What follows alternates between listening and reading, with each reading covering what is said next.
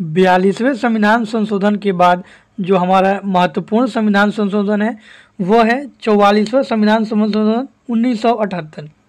ध्यान रखना है कि जहाँ 42वां संविधान संशोधन 1976 में इंदिरा गांधी की सरकार के द्वारा किया गया था, वहीं 44वां संविधान संशोधन 1978 में मोरारजी देसाई की सरकार द्वारा किया गया था।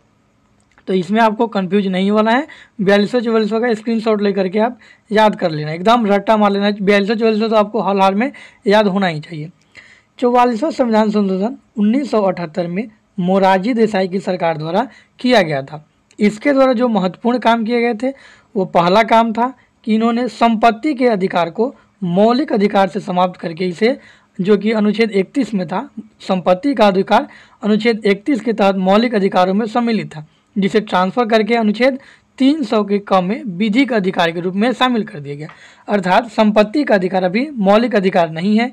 संपत्ति के अधिकार जो मूल संविधान में मौलिक अधिकार के रूप में था उसे 44वें संविधान संशोधन 1978 द्वारा समाप्त कर दिया गया। तो क्वेश्चन पूछता है कि संपत्ति का अधिकार को किस संविधान संशोधन द्वारा समाप्त कर दिया गया। तो ध्यान रखना है 44वें संविधान संशोधन 1978 के द्वारा संपत्ति का अधिकार को मौलिक अधिकार से समाप्त कर दिया गया, जो कि अनुच्छेद 31 में इसका वर्णन था। वर्तमान में जो संपत्ति का अधिकार है वो अनुच्छेद 300 के क में विधिक अधिकार के रूप में वर्णित है।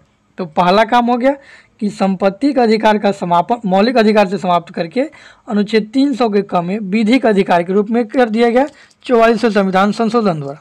उसके बाद आपातकाल में आंतरिक विद्रोह, मतलब जो मूल संविधान था या 42वें संविधान संशोधन के द्वारा आपातकाल में जो आंतरिक अशांति या विद्रोह शब्द रखा गया था उसे चेंज कर करके आपातकाल में आंतरिक अशांति या विद्रोह की जगह पे सशस्त्र विद्रोह कर दिया गया था। तो यहाँ से क्वेश्चन ये पूछता है कि किस संविधान संशोधन द्वारा संविधान में निहित शब्द या आपातकाल के लिए निहित शब्द आंतरिक अशांति या विद्रोह के द्वारा जो आपातकाल लगाया जाता है इसे समाप्त करके सशस्त्र विद्रोह कर दिया गया। तो ध्यान रखना है 44वें संविधान संशोधन 1978 के द्वारा आपातकाल में आंतरिक अशांति या विद्रोह शब्द के बदले सशस्त्र विद्रोह को शामिल कर दिया गया। तो ये दूसरा हो गया। तीसरा जो इसमें काम था महत्वपूर्ण वो ये किया गया कि आपातकाल में अनुच्छेद 20 और 21 को ये कर दिया गया इसे इसका निलंबन नहीं किया जा सकता है। तो 44वें संविधान संशोधन में 3 महत्वपूर्ण काम हुए।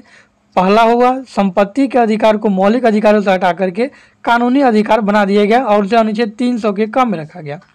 दूसरा जो था संविधान में आंतरिक अशांति या विद्रोह के आधार पर जो आपातकाल लगने वाला था उसे बदल करके उसका सशस्त्र विद्रोह कर दिया गया। तीसरा जो काम किया गया वो ये किया गया कि आपातकाल में अनुच्छेद 20 और 21, 20 में है कि अपराधों के संबंध में अपराधों के लिए दोषसिद्धि के संबंध में संरक्षण, तथा 21 में है प्राण एवं दैहिक स्वतंत्रता। तो इन दोनों अनुच्छेद को आपातकाल में भी समाप्त या निलंबित नहीं किया जा सकता है।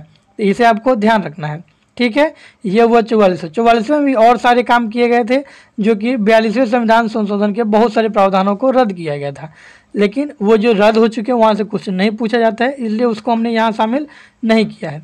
44वें के बाद हम बढ़ते हैं अगले की तरफ।